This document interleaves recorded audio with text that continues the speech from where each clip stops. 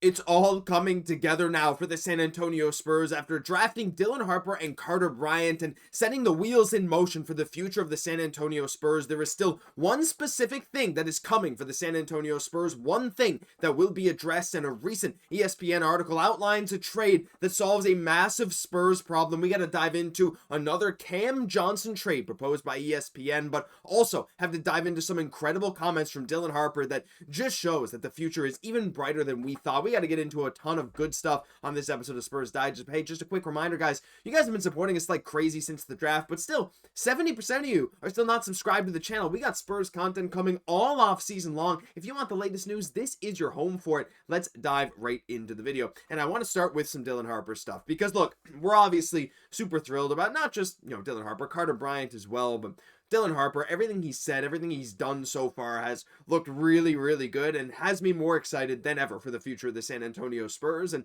right now, I know we know he's getting the number 2, which is controversial to some, maybe not to others. Hey, whatever, I don't mind it, that's for sure. But just going off of what he has been saying about the Spurs, everything he says is coming out gold. And I just want to give you some examples here. No, not Cam Johnson. Sorry, you're coming later, buddy. But right here, like, the first thing he said just touches your heart as a Spurs fan, right? The family atmosphere yesterday. I'm working out and I randomly see Tim Duncan, Gregg Popovich, and Manu Ginobili. That's not something you'll see in any other organization. And he's bang on here, right? The San Antonio Spurs for a long time have been more like a family than just a basketball team. And that's something that's extremely hard to not only start like the Spurs did so many years ago, but to maintain throughout the years. Like, there's lots of times where, yeah, sure, maybe a team felt like a family, but it fell apart.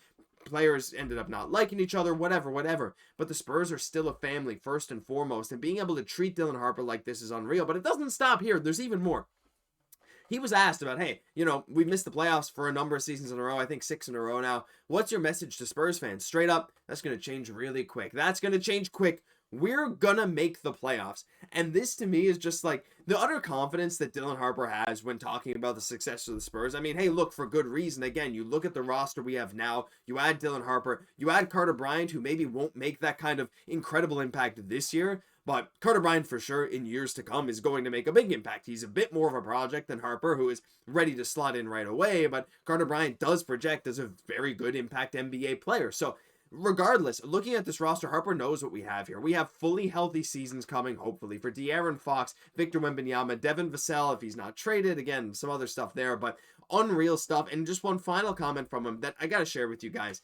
Growing up, this is one of those teams you always wanted to play for, seeing their dynasty and wanting to add a few more banners. And this was also reflected by Carter Bryant. He was just like, yeah, listen, like Kid Carter would be unbelievably psyched. I think he used the word geeked, which is not something I've used a lot, but maybe some of you have used. But he is very, very excited to be a Spur. So was Dylan Harper. There's lots of pictures of them together. Carter Bryant saying like, hey, look, Dylan's a great guy. I've known him since I was young. It's just such great chemistry already between these two picks. I know, we all know we won that first round, but every single day it feels like it gets even better. These quotes from Harper, what it's looking like for the Spurs, like I said, it's all coming together right now, and I can't wait for the future. But look, to get to that future, there is something we need to address. And looking at this roster, yeah, it's certainly shooting. Now, I talked yesterday about a couple summer league signings. Odds are neither of them are going to make the NBA. Like, we got Ogbo and we got the other guy out of LSU. I forgot his name already. That's pretty bad. But still, regardless, they're going to be great in the summer league.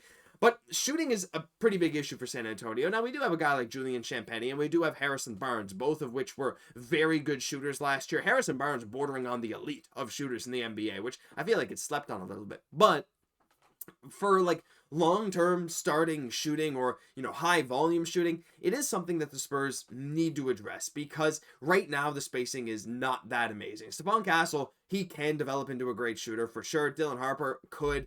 These guys, like, there are indicators that they could be good shooters. They have good form, might just take some time. De'Aaron Fox is fine, but a lot of these guys are fine, and they don't have that great shot right away. In a recent article from ESPN that I will link down below, highlights kind of a bunch of teams, a bunch of stuff that's going on. Spurs are 27 million below the tax and 32 mil below the first apron.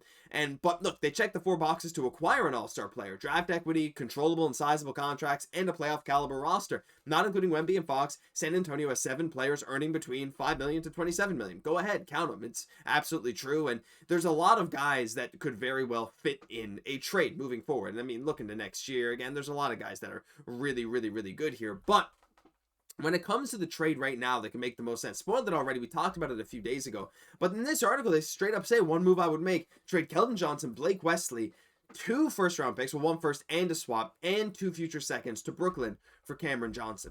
And just before I dive into the actual value on that trade, look, Cam Johnson's a guy we've talked about, I feel like, a million times on the channel, but for good reason. The guy just fits super well. Brooklyn Nets fans convinced themselves that we'd be willing to give up the number 2 overall pick in the draft for him, to which I said, what on earth are we talking about here? He is not even close to worth that. He's a great player. I love Cam Johnson. He's fun to listen to on podcasts. Like, he's just an awesome dude, and he's a great shooter. That's the big thing here, right? When he was drafted by Phoenix so many years ago, it was like, man, he's a bit of an overager. Is he really going to be able to come into the league and be an impact player this early? And they reached on him at the time, but he's turned into such a great player. 19 points a game last year for Brooklyn on good efficiency, 48 from the field, 39 from 3 on a high volume, as we all know, is unbelievable. And when you look at the proposed package here, again, look, Keldon Johnson and Blake Wesley, in the kind of framework for Cam Johnson, in terms of just the player swaps, that's something I would do in a heartbeat, right? Because I think Keldon Johnson's great. I think he'll do great if he lands somewhere else, or maybe even this upcoming season. But if we're talking fit-wise, Cam Johnson, there's no doubt, is a much better fit for this current version of the San Antonio Spurs than Keldon Johnson, right? So it is what it is. Blake Wesley, sorry, got to move on, got too many guards. I like him. I actually like him a lot more than Malachi Branham in terms of long-term impact, but I don't think either are going to get a ton of run in San Antonio, no matter what, based on the situation we have right now. So those are 2 of the players I'd be totally thrilled giving up. Maybe you guys agree or disagree. Let me know down below. But when it comes to the picks, a 2029 first, which is top 4 protected, to me, that's fine because it's probably going to be a late first considering how good the Spurs are. 2032 right to swap in the first, top 2 protected, and 2 future seconds. Like, if this is what we're talking about, I don't love giving up 2 firsts and Keldon for Cameron Johnson, but sometimes you just got to overpay for the right player. Like, when the right move comes along for a player that fits your team as well as Cam Johnson does, especially if he's willing to stay for a while. Look, I know he's about to be 30, and you don't really want a guy long-term into his late 30s, but Cam Johnson seems like one of those guys, like we always talk about, that'll age pretty gracefully, right? You know, his foot speed is not in the elite of the elite in the NBA, but, you know, as long as his defense doesn't turn really bad, which I don't think it ever really will, and his shooting stays good, he's tall enough, he's big enough, he'll create his own opportunities. So I think he'll stay a very good player into his mid-late 30s.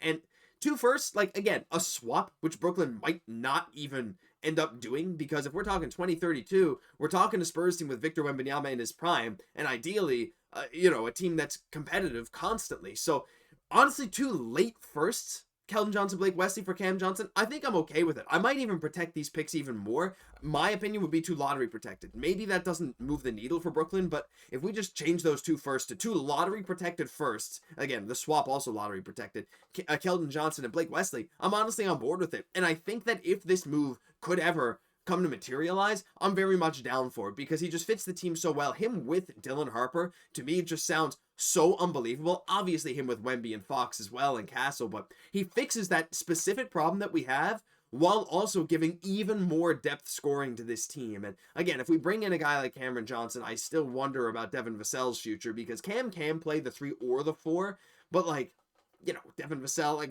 where's all the time to put these minutes in, right? So Cam, I think, fills the role maybe even better than a Vassell does. Is that crazy to say? I think Vassell might be better value, but listen, regardless, let me know what you guys think down below. Cam can play the bigger positions while Vassell can't really, but look, we're in for something big this summer. Free agency's coming up in a few days. The draft was a success. I can't wait to keep you up to date on all the latest things, and hey, there's a few big free agent targets that the Spurs could very well go after. If a trade for Cam Johnson isn't possible, we have a few more names coming your way very, very soon that I think you'll be very interested in. But listen, for now, that'll do it for this episode of Spurs Digest. If you enjoyed, leave a like, comment, but most importantly, subscribe. 70% of you still aren't, and we got content coming all off season long. I've been your host, Josh Gosse, and I'll catch you in the next one.